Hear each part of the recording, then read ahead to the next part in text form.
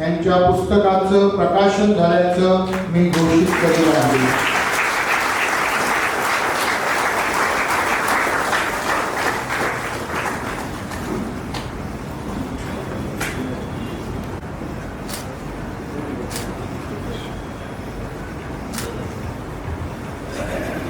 आपलं नव्या पिढीसाठी हा अनमोल वारसा लिखित स्वरूपात सादर करण्याची मनकठीण कामगिरी पेशाने प्राध्यापिका असलेल्या सर हेलन रॉबी डिसिल्वा यांनी शायरी झेला रूपाने लीलया पेलली आहे. या सुंदर पुस्तकाचे प्रकाशन आता बिशप साहेबांच्या हस्ते होत आहे.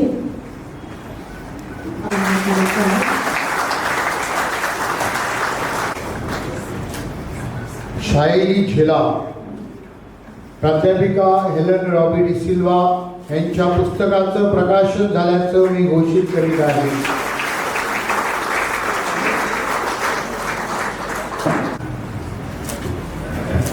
श्री स्टॅनली गन्साल्विस लिखित अबोलीचे बोल हा नवीन कथासंग्रह आज प्रकाशित होत आहे. अबोलीचे बोल श्री स्टॅनली गन्साल्विस लिखित पुस्तकाचं प्रकाशन झाल्याचं मी घोषित करीत आहे.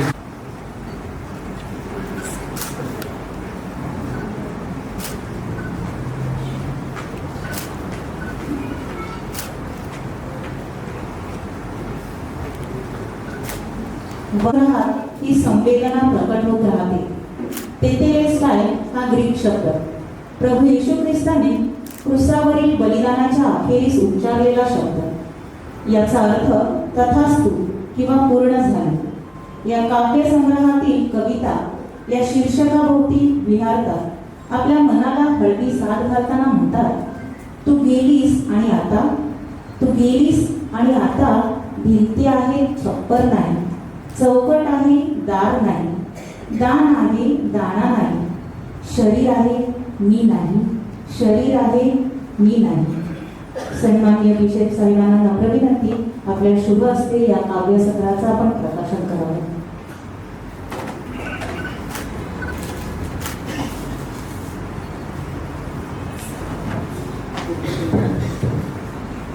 तेतलीस्टाय श्री रिचर्ड नुनिस लिखित पुस्तकाव्य संग्रहाचं प्रकाशन झाल्याचं मी घोषित करीत आहे.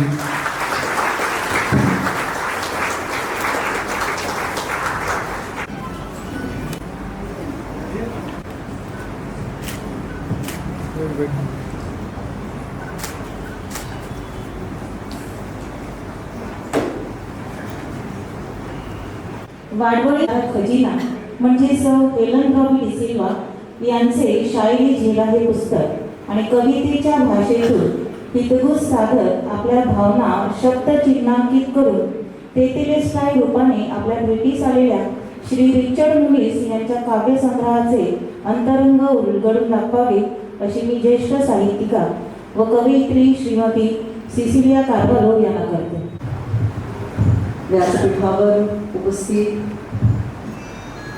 आपले सर्वांचे आदरणीय आणि आवडते असे बिशप महोदय, सुवार्ताचे संपादक डॉक्टर फादर जोएल डिकुना आणि मॉन्सिनियर ज्येष्ठ अशा प्रकारचे साहित्यिक आहेत,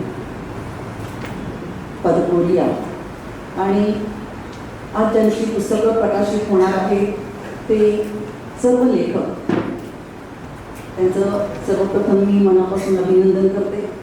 आणि त्यांच्या प्रकाशनाच्या कार्यक्रमासाठी आपण सर्वजण उपस्थित आहात, आपल्या सर्वांना अभिवादन करते.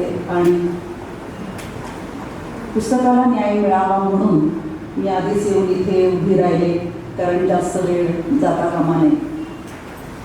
ग्रंथालयाचा सुवर्ण महोत्सव जेव्हा साजरा होणार होता यावर्षी, म्हणजे गेल्या वर्षी 50 वर्ष झाली आणि गेल्या वर्षापासून त्यांची तयारी चाललेली होती, तेव्हा त्यांनी मला सांगितलेलं होतं की वसईमध्ये आपल्याला वाचक मेळावा घ्यायचा आहे.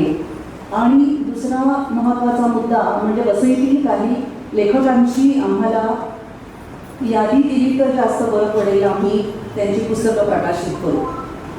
त्यामुळे मी वसईतल्या काही जणांची नावं सुचवलेली होती त्याच्यामध्ये स्टीफन, स्टॅनली, रिचर्ड, दीपक यांची नावं तर होतीच. परंतु स्टीफनच्या बोलण्यात मला एकदा आलेलं असं होतं की हेलनने लोकगीतांवर काही प्रबंध आणि संशोधनात्मक अशा प्रकारचं लेखन केलेलं आहे, तर त्याचंही एखादं पुस्तक काढता येईल तर बरं होईल म्हणून मी हेलनचंही नाव सुचवलेलं होतं. हेलन माझ्या नजरेसमोर नव्हती आणि हेलनने प्रबंध लिहिलेला आहे हे मला माहिती होतं, पण तिचा प्रबंध लोकगीतांवरचा मी काही पाहिलेला नव्हता. परंतु मराठी साहित्याचा तिचा अभ्यास आणि मराठीचं अध्यापन हे सगळं मला माहिती होतं, म्हणून मी ग्रंथालीला तिचं नाव सुचवलं आणि ग्रंथालीने यांची पुस्तकं घेतली प्रकाशनासाठी. लेस्लीचं नाव मी सुचवलं नव्हतं, परंतु लेस्लीला पुस्तक प्रकाशित करायचं होतं आणि ग्रंथाली या प्रकाशकांकडे ते गेलेले होते. मला असं वाटतं की सुवर्ण महोत्सवाच्या निमित्ताने ग्रंथालयाने जी पुस्तकं अनेकांची काढली, माझीही 2 काढली गेल्या वर्षी त्यांनी, आणि त्यांचं सुवर्ण महोत्सव म्हणजे सोन्याचा महोत्सव किंवा त्याला सोन्याचं मूल्य प्राप्त झालेलं आहे अशा प्रकारचा हा एक उत्सव असतो. त्याच्यामध्ये मला वाटतं की आता त्यांनी सांगितलं की वसईतले 25 लेखक आणि त्यांची इतकी पुस्तकं प्रकाशित झालेली आहेत, तर त्यांच्या या सुवर्णामध्ये मला असं वाटते की वसईतल्या लेखक मंडळींनी किंवा जे सर्जनशील अशा प्रकारचं लेखन करत आहेत, रेमंडची सुद्धा पुस्तकं प्रसिद्ध केलेली आहेत त्यांनी, तर त्यामुळे मला असं वाटतं की या सुवर्ण महोत्सवामध्ये वसईतल्या लेखकांनी निदान 1-2 ग्रॅम नव्हे तर 10 ग्रॅम सोन्याची काही भर घातलेली आहे आणि त्यामुळे त्यांनी ही पुस्तकं आपली प्रकाशित केलेली आहेत याचा मला फार आनंद वाटतो.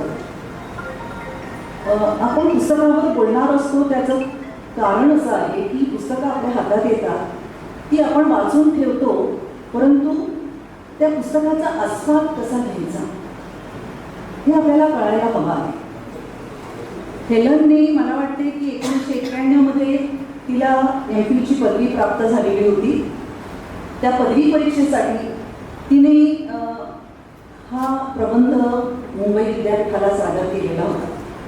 तिला पदवी मिळाली, परंतु आणि तिची नोकरीही झाली. प्राध्यापक म्हणून मराठीचं अध्यापन तिने केलेलं आहे, प्राध्यापक म्हणून तिने नोकरी केलेली आहे, परंतु तिने तिचा प्रबंध इतका जपून ठेवलेला होता की तो कडी कुलपामध्ये बंद होता. आता कडी कुलपामध्ये जर पुस्तकं राहिली तर त्याचा फारसा उपयोग होत नाही, जीर्ण झाली असते किंवा वाळीने खाल्ली असते. परंतु त्या लेखनाला तिने जेव्हा तिला स्टीफनने सांगितलं, मीही सांगितलं, आणि त्याचं सगळं रुपडं बदलायला पाहिजे होतं. कारण प्रबंध अनेकांनी लिहिलेले असतात, पण त्याचं जेव्हा पुस्तक होतं त्यावेळेला पूर्णपणे त्याच्यामध्ये शाब्दिक आणि खूप मेहनत घेऊन, म्हणजे संत तुकाराम जे म्हणतात की अक्षरांचा श्रम केला, श्रम करावे लागतात खूप. एक एक अक्षर आपल्या लेखणीतून उतरतं त्यावेळेला आपल्याला खूप मेहनत घ्यावी लागते, पाठ दुखते, मान दुखते, बैठक मारावी लागते, आता इथे सांगितलेलं आहे. हे सगळं केलं, पुन्हा तिने त्या प्रबंधावर काम केलं आणि तिने प्रबंधाला रसास्वादाचं स्वरूप प्राप्त करून दिलं. जी लोकगीतं होती त्याचा रसास्वाद कसा घ्यायचा, त्या कवितांचा त्या गीतांचा आस्वाद कसा घ्यायचा याचं थोडंसं मार्गदर्शन मला तिला करावं लागलं, परंतु तिने ते मेहनतीने सगळं केलेलं आहे. किती वेळा तिने लिहिलं असेल, पुन्हा तो प्रबंध लिहून काढणं म्हणजे तसाच्या तसा प्रबंध नाही लिहिला तिने तो फार वेगळ्या पद्धतीने लिहिला आणि वर्षभर तिच्याबरोबर मीही होते आणि तिला सतत प्रोत्साहन देत होते की कशा पद्धतीने हे लेखन केलं पाहिजे. कारण ही लोकगीतं जी आहेत ही आपल्या पूर्वजांनी लिहिलेली आहेत. त्या लोकगीतांवर कोणाचंही नाव नाही आणि त्या नाव नसलेल्या गीतांवर आपण जेव्हा काम करतो आणि आपण आपलं नाव घालतो, आपली मेहनत आहे हे खरं आहे, पण त्या गीतांमध्ये असलेलं जे काव्य आहे त्या गीतामध्ये असलेला जो रस आहे की लग्नाची गाणी म्हणताना, मुलगी सासरी जाताना, मुलगी देवळामध्ये जाताना लग्न लावायला, का लोक रडतात, का करुण रस निर्माण होतो, का आनंद रस निर्माण होतो, प्रेमाचा रस निर्माण होतो, का वात्सल्य निर्माण होतं, हे सगळं त्याच्यामध्ये त्याला वेगवेगळे जे अर्थ असतात ना, त्या अर्थाचे पदर उलगडून दाखवावे लागतात. आणि तसे वेगवेगळ्या काळामध्ये वेगवेगळ्या व्यक्तींनी लिहिलेली गीतं आहेत.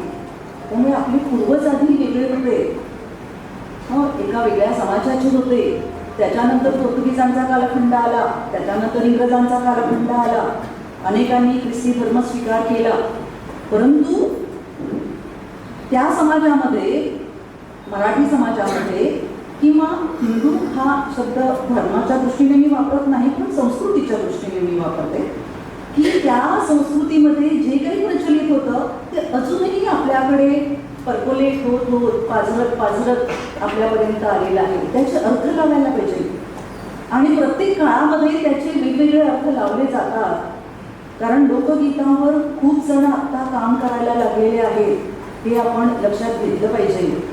आणि त्याचे वेगवेगळे अर्थ जितके निघतील तितकी त्या लोकगीतांची रसिकता, रसवत्ता वाढत राहील, हेही आपण लक्षात घेतलं पाहिजे. कारण ही लोकगीतं केवळ मनोरंजनासाठी नाही आहेत, तर समाजाचे जे संघर्ष होते, समाजाने ज्या अनिष्ट रूढी परंपरांना तोंड देत देत ते आपला मुलगा किंवा आपली मुलगी लग्नाला उभी केलेली असते, ते आई वडील, तिचे आजी आजोबा, दुसरे नातेवाईक, ह्या सगळ्यांनी जे भोगलेले संघर्ष आहेत, त्यांचे जे प्रश्न आहेत, त्यांचं जे वास्तव आहे, त्यांचे जे जळते प्रश्न आहेत, ते प्रश्न या गीतामध्ये आलेले आहेत. केवळ मनोरंजन नाही त्याच्यामध्ये, केवळ रडणं, हसणं वगैरे, नाचणं हे नाही त्याच्यामध्ये अपेक्षित, तो एक भाग आहे त्याचा. पण त्याच्यातून जे प्रश्न कळतात समाजाचे, ते प्रश्न समजून घेणं फार महत्त्वाचं आहे. तर ज्ञानपीठ पुरस्कार विजेते कवी गुलजार यांनी खूप छान 2 ओळी सांगितलेल्या आहेत की बहुत छाले हैं उनके पैरों में, कमबख्त उसूलों पर चला होगा. म्हणजे या माणसाच्या पायाला इतके फोड आलेले आहेत. कमबख्त म्हणजे अडाणी, म्हणजे मूर्ख. कमबख्त उसूलों पर चला होगा. उसूल म्हणजे तत्व, म्हणजे मूल्य. म्हणजे या माणसांच्या पायाला इतके फोड आलेले आहेत, इतका या माणसाच्या पायाला भेगा पडलेल्या आहेत. का तर हा माणूस आपल्या मूल्यांवर चालत होता आणि त्यामुळे त्याच्या मुखातून निघणारे जे उद्गार आहेत ते उद्गार अत्यंत महत्त्वाचे आहेत. मला असं वाटते की आपल्या पूर्वजांनी जी चित्र लोकगीतांतून, ज्या बायांनी असतील किंवा पुरुषांनी असतील, कोणी असतील, ते आपले पूर्वज आहेत. त्यांनी ही चित्र जी उभी केलेली आहे, ही चित्र पाहून आपण जेव्हा त्याचा अभ्यास करतो तेव्हा मला असं वाटतं की आपण त्या पूर्वजांच्या जखमावर लेप लावण्याचा प्रयत्न करतो.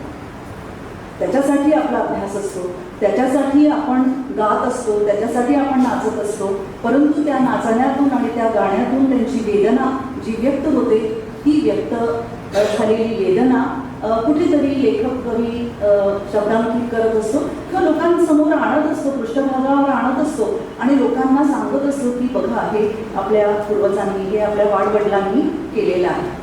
तर या पुस्तकातून आपल्याला काय दिसून येतं, याचा अभ्यास करताना आपल्याला अशा पद्धतीने अभ्यास करता येईल की आता मी सामाजिक वास्तव काय होतं त्या काळचं काय माहीत नाही, व्यक्ती माहीत नाही.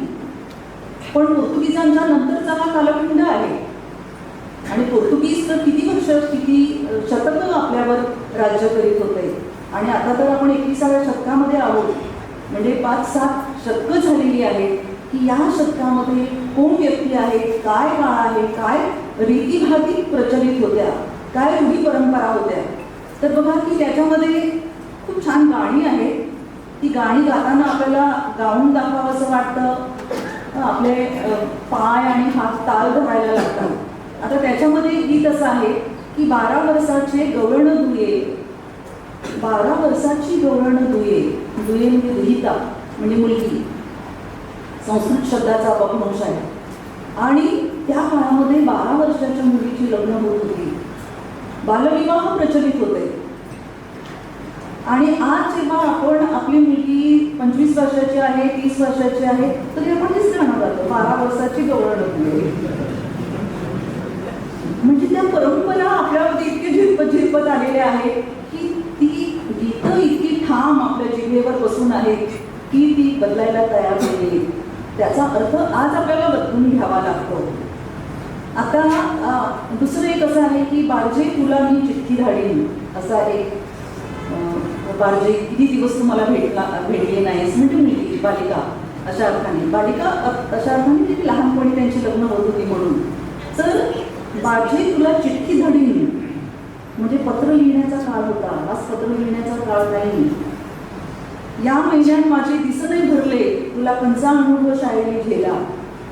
या महिन्यात माझे दिवस भरले नाहीत कारण इकडची माणसं शेतकरी आणि ती शेती सोडून तो नोकरीला लागलेला आहे आणि नोकरीला तो नीट जात नाही कारण इकडे त्याला दारू प्यायची सवय, शेतावर काम करायची सवय. त्यामुळे तिकडे गेल्यानंतर तो आपल्या बायकोला सांगतोय की या महिन्यात माझे दिवसच भरलेले नाहीत आणि तुला शाळेलाही गेलं पाहिजे आहे. तुम्ही कुठून आणू? तुम्ही नाही आणू शकत. म्हणजे तुझे कोड दूध तुम्ही नाही करू शकत. परंतु त्याचबरोबर तो जेव्हा संपूर्ण महिना म्हणजे पूर्ण 30 दिवस कामाला न जाता काही दिवस जेव्हा तो दारू पितो तेव्हा मात्र तो आपले कोड जे आहे ते तो पुरवत असतो. परंतु आपल्या बायकोला ठेला आणण्यासाठी त्याच्याकडे पैसे नाही. नंतर ती असं म्हणते की काय आणाल माझे सेनापती. त्याला सेनापतीची उपमा दिलेली आहे. काहीच नाही त्याच्याकडे पण तो सेनापती आहे, तो राजा आहे. पुरुषप्रधान संस्कृती होती आणि त्यामुळे बाईला बरं काहीतरी दुये वगैरे असं म्हणतात पण पुरुषाला सेनापती, राजा, माझ्या गुलाबाच्या फुला वगैरे असं सगळं म्हटलं जातं. तर तशा पद्धतीने ते सांग. दुसरं की त्या काळामध्ये प्रेमविवाह होत नव्हते, रीतिविवाह होते, प्रीतिविवाह नव्हते. आणि त्यामुळे तो असं म्हणतो की एका गीतामध्ये असं आलेलं आहे की त्या मुलाचं त्या मुलीवर प्रेम जमलेलं असतं. तर तो आपल्या आईवडिलांना सांगतो माय माना पोत नको मला, पोत नको मला, पोत नको. कारण लहानपणी दोस्ती असलेल्या माझ्या मैत्रिणीबरोबर मी लग्न करणार आहे. म्हणजे प्रेमविवाह असतात तेव्हा हुंडा पद्धती आणि हे सगळं कुणीच मानत नाही. पण रीतिविवाह असले की या सगळ्या पद्धती येतात आणि काही वेळेला कोणाच्या तरी गळ्यामध्ये मुलीला घातलं जातं किंवा मुलाला सुद्धा घातलं जातं आणि प्रेमविवाह असे क्वचितच होत होते. तो काळ इथे काही गीतांतून आपल्याला दिसतो. नंतर दुसऱ्या एका गीतात असं आहे की अर्ध्या दऱ्यात तारू आले, मिल्टन निजलाय तो भिंडी खाली. म्हणजे संसाराचं तारू अर्ध्या रस्त्यात गेलेलं आहे, अर्ध्या समुद्रामध्ये आलेलं आहे आणि हा सुशेगात सुटला भिंडी खाली. काही चिंता नाही, त्याला परवा नाही. म्हणजे सुशेगात राहण्याचे जे दिवस होते हेही खरं आहे, हे आपण लक्षात घेतलं पाहिजे. नंतर पापडीचा बाजार, होळीचा बाजार यांचे संदर्भ येतात. टांगा कोणाचा, टांग्याला लाल कोंडा, टांग्याचे दिवस होते. बैलगाडीचे संदर्भ येतात, बैलगाडीचे दिवस होते. तर पण या सगळ्या याच्यामध्ये ना आपल्याला खूप सकारात्मक असा दृष्टिकोन दिसतो. म्हणजे या गीतामध्ये जशी लोकगीतं म्हणजे लग्नातली गीतं जशी आहेत, बाल्टिमाची गीतं आहेत, वेगवेगळ्या वयातली वेगवेगळ्या प्रकारची गीतं आहेत, अतिशय सुंदर अशा प्रकारची गीतं आहेत. परंतु त्याच्यामध्ये विलापगीतं आहेत, म्हणजे लोकगीतं आहेत आणि शोकगीतं आहेत. की आपल्या घरात जर कोणी मरण पावलं ना तर त्या गीतात रडतात बाया. इतकं सुंदर त्या रडू शकतात, आपल्या कुटुंबाचा इतिहास सांगतात आणि आपला नवरा कितीही विद्रूप असू दे, कुरूप असू दे, तर एका बाईच्या नवऱ्याच्या अंगावर कोड होते. पण ती तो मरण पावला त्यावेळेला ती काय रडते बघा की माझ्या पितऱ्या काबऱ्या धुण्या झाल्या. हे किती सुंदर आहे ना. म्हणजे बायांचा दृष्टिकोन किती सुंदर आहे आणि आपल्या नवऱ्यावर किती प्रेम आहे. आणि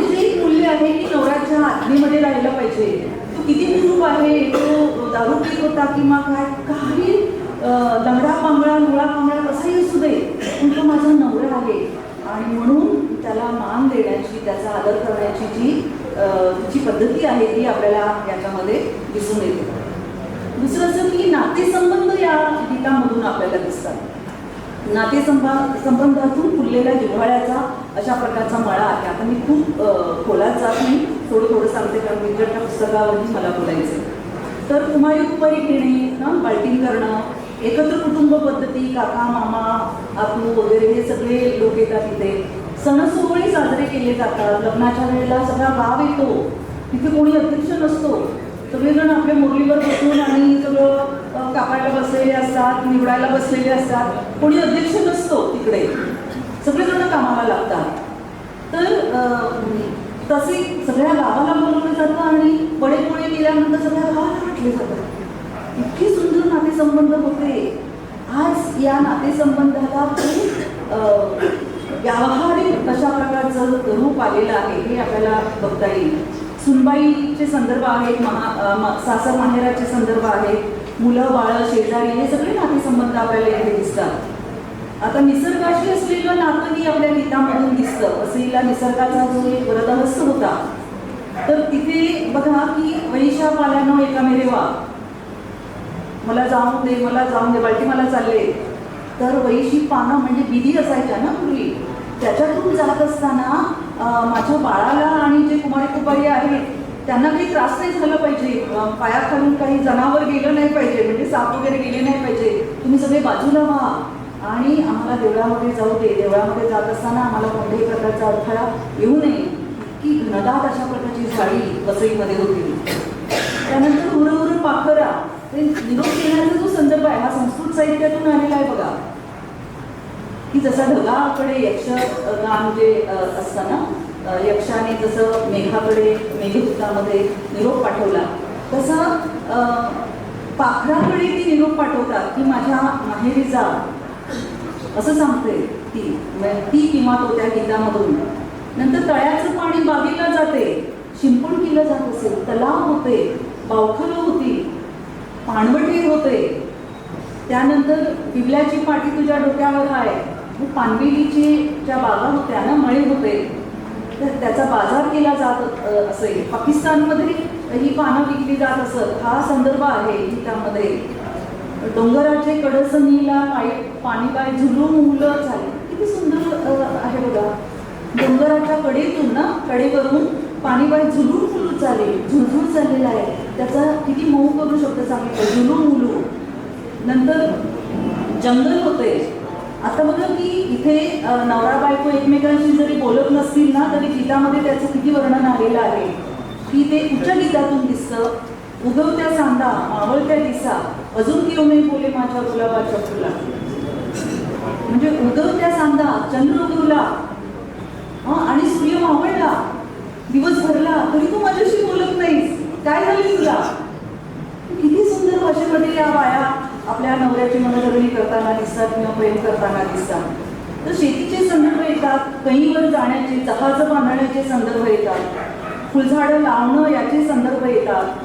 आणि मुलीच्या बाबतीत त्यांनी सांगितलेलं आहे की त्या गीतात इतकं सुंदर आलेलं आहे की धरतरी फोडून उपजाला हा माडा, धरतरी फोडून, धरित्रीला फोडून ज्याप्रमाणे एखादा माडा रोप उगवतं, त्याप्रमाणे आईवडिलांची जी मुलगी जी आहे आईच्या गर्भातून बाहेर आली, तिला वाढवलं, ते जे रोप होतं ते मोठं झालं आणि आता ती नवऱ्याच्या घरी चालली, आता त्याच्या अंगणामध्ये हे रोप लावलं जाणार आहे. तर अशा पद्धतीने हे सगळं येतं. ख्रिस्ती मूल्ये या गीतामध्ये आपल्याला दिसतात की बाल्टिंग करण्याचा संदर्भ आहे. कुमारी कुपारी घेतलं जात असेल, हे कुमारी कुपारी हिंदू समाजातले लोक पण आपले कोल कुपारी कोल कुमारी वगैरे असायचे. म्हणजे किती आपल्या या समाजाशी आपली एकतानता होती, एकात्मता होती हे आपल्याला दिसून येतं. जेवणाच्या वेळेला लॅटिन प्रार्थना म्हटली जात असे, तेलिन्स वगैरे असं म्हटलं जात असेल. नंतर ख्रिस्ताच्या जन्माचा संदर्भ येतो याच्यामध्ये. साम जुजे इर्जे मरी, इर्जे म्हणजे वर्जिन मेरी, हे इंग्रजी शब्द त्याचा अपभ्रंश होऊन आपल्यामध्ये येतं. कदेलं मांडणे, कदेलं याचा अर्थ काय तेच अनेकदा आपल्याला कळायचं नाही. तुला काय कदेलं मांडले का? कदेलं म्हणजे बिशप महोदय, कॅथिड्रल, कॅथिड्रा ही ते मोठं आसन असतं पोप महाशयांचं आणि बिशप महाशयांचं. तर ते पोर्तुगीज हे जे धर्मगुरू होते त्यांची मोठी आसनं असायची. तर आपल्या बाया अत्यंत सकारात्मक पद्धतीने बोलायच्या की आपल्याला पोप होता येत नाही आणि बिशप होता येत नाही आणि धर्मगुरू होता येत नाही, परंतु निदान त्यांच्यासारखं आसन तरी आपण मांडू शकतो. हा एक सकारात्मक अशा प्रकारचा दृष्टिकोन आहे. आता हे सगळं बघत असताना आज आपण कुठे आहोत याचाही मला वाटते की विचार करायला पाहिजे की आज आपण लग्नाचं स्वरूप इतकं बदललेलं आहे. मला हेलनने सांगितलं की काही ठिकाणी लग्न होती तर त्यांनी सांगितलं की तुझं पुस्तक दे आम्हाला गाणी गायला. म्हणजे लोकांना आता ती गाणी काही आठवत नाहीत ना. तर आजच्या पिढीला आपल्या आईवडिलांनी आपण मला वाटते की आपल्या पिढीने हे द्यायला पाहिजे की केवळ लग्नासाठी ही गाणी गायची नाही आहेत, त्याच्यातून आपल्या पूर्वजांचं जे जीवन आहे हे आपण बघण्याची फार आवश्यकता आहे. जमिनी विकल्याचे सुद्धा प्रश्न आलेले आहेत. आता जमिनी विकल्याचा रिचर्डच्या पुस्तकात पण संदर्भ आलाय म्हणून तिथे मी त्याची एक कविता वाचून दाखवतो. तर मला एक असं आता वाटतं की ही लोकगीतं म्हणजे आपला आत्मशोध असतो, आपला स्वतःचा शोध असतो. म्हणजे मी कुठे आहे, मी काय करायला पाहिजे.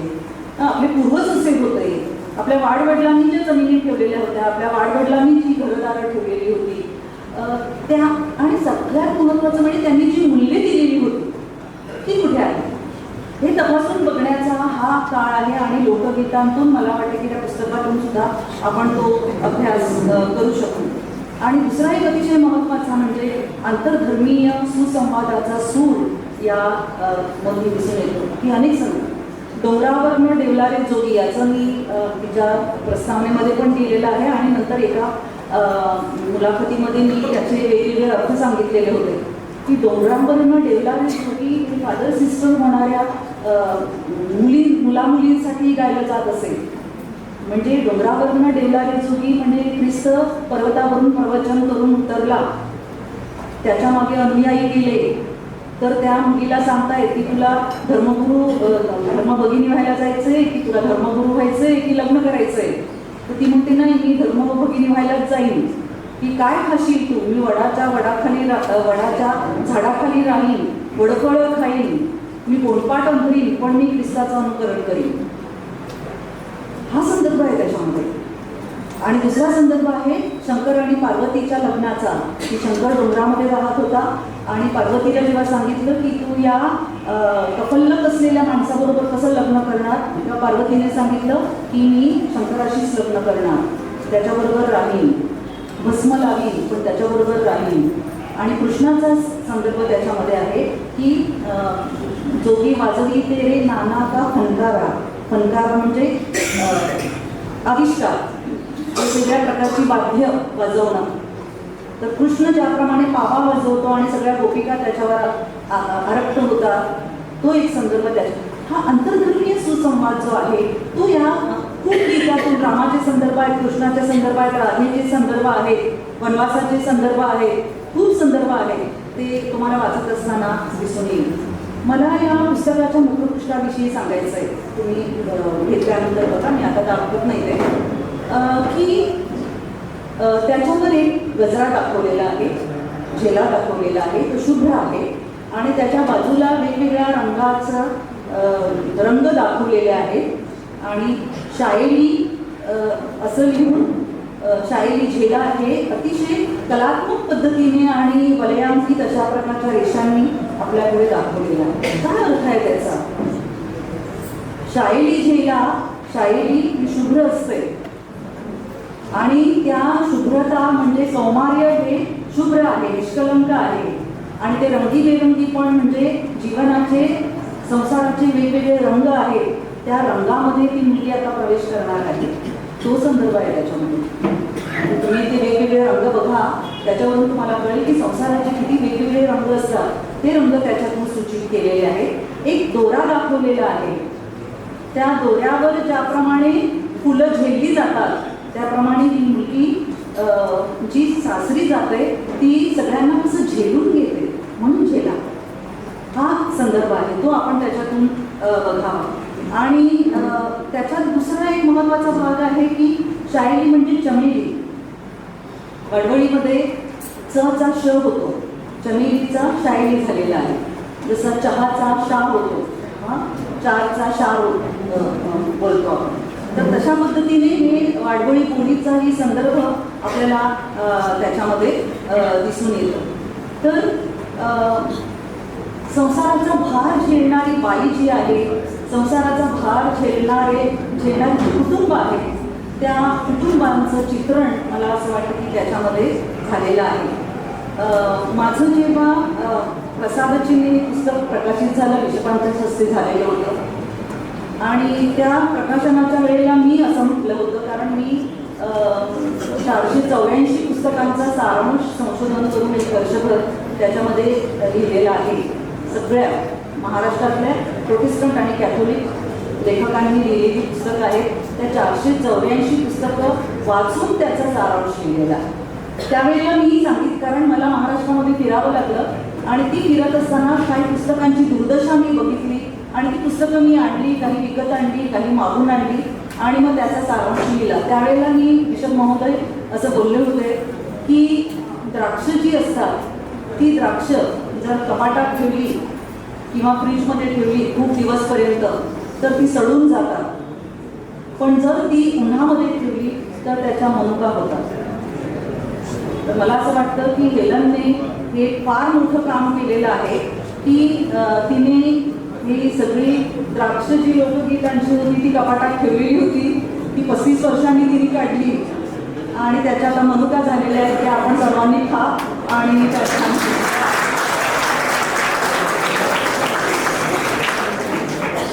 तर आता रिचर्डच्या पुस्तकावर मी बोलते. जास्त वेळ मी त्यांच्याकडे आधी मागून घेतलेला होता, कारण मला वाटतं की पुस्तकाचा आस्वाद घेण्यासाठी काही गोष्टींची आवश्यकता असते. तसं आपण बोलावं आणि लोकांना त्याचा आस्वाद घ्यायला सांगावं. आता रिचर्डचं तेतेलिस्ताय हे जे पुस्तक आहे त्याचा अर्थ तुम्हाला सांगितलेला आहे की ग्रीक शब्द आहे, म्हणजे येशूच्या तोंडी तत्कालीन भाषा जी होती त्या भाषेतला, त्या बोलीतला शब्द आलेला आहे. आणि हेलनच्या पुस्तकाचंही बोलीमधलाच शब्द आलेला आहे. हे दोघांच्या पुस्तकाचा मला फार महत्त्वाचा भाग वाटला. आणि जेव्हा रिचर्डला सांगितलं की ग्रंथालयाकडे तुझं पुस्तक दे, रिचर्ड पण म्हणजे त्याच्या काही कामामुळे, कारण तो संशोधनात्मक लोकगीतांवरच संशोधन करतो आहे, वेगळ्या पद्धतीने करतो आहे आणि त्याचं जसं वाडवळीचं पुस्तक प्रकाशित झालेलं आहे तशा प्रकारचं संशोधनात्मक अशा प्रकारचं तो करतो आहे. त्यामुळे त्याला हे पुस्तक देण्यासाठी जरा उशीर झाला, परंतु वेळेमध्ये ते पुस्तक 25 डिसेंबरला प्रकाशित झालं. आता रिचर्डचं वेगवेगळ्या प्रकारचं लेखन आहे. एक त्याने कोशवाङ्मय, अत्यंत दाहक अशा प्रकारचं वर्तमान आपला आत्ताचा आहे. हा जो काळ आहे गेल्या 30 वर्षापासूनचा, म्हणजे 30 वर्ष झाली आता, जागतिकीकरण, उदारीकरण 30 वर्षाहून जास्त वर्ष झाली. त्यामध्ये जी मूल्यांची पडझड झालेली आहे, कुटुंबाचं विघटन झालेलं आहे आणि माणूस कसा माणुसकीच्या दृष्टीने कोलमडून पडलेला आहे हे त्यांनी जेव्हा बघितलं तेव्हा त्याला ते शब्दांकित करावं असं वाटलं. आणि त्यामुळे त्याने वर्तमानपत्रातील त्याच्या बातम्या, आसपासच्या परिसरातील घडामोडी, स्वतःची काही निरीक्षणं, आपल्या स्वतःच्या मनातील द्वंद्व, क्रुसावरील ख्रिस्त, मन ढवळून काढणारा त्याचा एखादा कुठेतरी ऐकलेला शब्द त्याच्या कवितेची प्रेरणा होताना आपल्याला दिसते. आणि म्हणून त्याच्या कवितेमधल्या स्त्रिया सुद्धा कशा आहेत की स्टोवच्या भडक्याने जळालेल्या स्त्रिया आपल्याला दिसतात, चारित्र्यावर आरोप झालेल्या स्त्रिया आपल्याला दिसतात, जीवनातून उठवलेल्या स्त्रिया दिसतात. आणि त्याला खंत अशी वाटते की येशू ज्या काळामध्ये होता त्या काळामध्ये येशू होता म्हणून काही स्त्रियांचं रक्षण झालं, आजच्या काळामध्ये असा येशू या स्त्रियांना भेटत नाही याची खंत त्याच्या कवितेतून व्यक्त झालेली आहे. आणि म्हणून ख्रिस्ताने तेतेलिस्ताय असं जेव्हा म्हटलं की आता पूर्ण झालेलं आहे, असं जरी म्हटलं तरी ख्रिस्ताचं कार्य पूर्ण करणारी माणसं दिसत नाही, ही खंत त्याच्या कवितेमध्ये आहे. किरण येले यांनी त्यांच्या प्रस्तावनेमध्ये आत्मा आणि परमात्मा यांच्यातील अनुबंध शोधणारी कविता आहे असं म्हटलेलं आहे. तर तसं आत्मा आणि परमात्मा यांच्या अनुबंधामध्ये जो संघर्ष येतो तो संघर्षही तो चित्रित करताना दिसतो आहे. म्हणजे हा कवी किंवा या कवितेमध्ये जो निवेदक आहे, कविता नायक जो आहे, तो नायक अशा पद्धतीने त्याच्यातला संघर्ष सूचित करतो. आणि त्याचबरोबर कवी स्वतः आपल्या आत्म्याचा, आपल्या स्वतःचा मनाचा शोध घेताना आपल्याला दिसतो. रिचर्डचं आणखी एक वैशिष्ट्य असं आहे की त्याचा बायबलचा फार अभ्यास आहे. म्हणजे काही शब्दांचे अर्थ विचारले तर रिचर्डकडून जे अर्थ कळतात ते आणि धर्मगुरूंच्याकडून अर्थ कळतात त्याच्यात खूप फरक आहे असं मला दिसतं. तर रिचर्डचा अभ्यास म्हणजे धर्मगुरू चुकीचं सांगतात असं नाही, बरोबर सांगतात, परंतु रिचर्ड ज्या पद्धतीने विचार करतो त्या पद्धतीने त्याचे शब्द इथे आपल्याला ख्रिस्ताच्या संदर्भात दिसून येतात. कारण तो भाषा अशी वापरतो, भाषा वाचवण्यासाठी वाकबगार अशा प्रकारचे लोक हवे असतात, तशी वाकबगारी रिचर्डकडे आहे. आणि म्हणून ख्रिस्ताच्या व्यक्तिमत्वाचा विलक्षण प्रभाव त्याच्यावर आहे आणि बायबलचा अभ्यास आहे. त्यामुळे त्याचा एक विलक्षण अशा प्रकारचा प्रभाव त्याच्या कवितेमध्ये पडलेला आहे असं आपल्याला दिसून येईल. बायबलमधील जी मिथकं आहेत, ज्या संकल्पना आहेत, त्या संकल्पना खूप वेगळ्या पद्धतीने आपल्यासमोर येतात की तो प्रभाव अत्यंत प्रगल्भ करणारा आहे, शहाणं करणारा आहे. ती जी शहाणीव आहे आणि ही जी जाणीव आहे ती जाणीव त्याच्या कवितेतून खूप वेगळ्या पद्धतीने आपल्याला येते. त्याला जमिनीवर रेघोट्या मारणारा ख्रिस्त दिसतो. इतर माणसामध्ये, सामान्य माणसामध्ये ते ख्रिस्त बघतात, तो ख्रिस्त बघतो. कोंबडा आगायच्या 3 घाव परत मिळणारा पेत्र त्यांना दिसतो. कुशीत शिरलेला भाला दिसतो.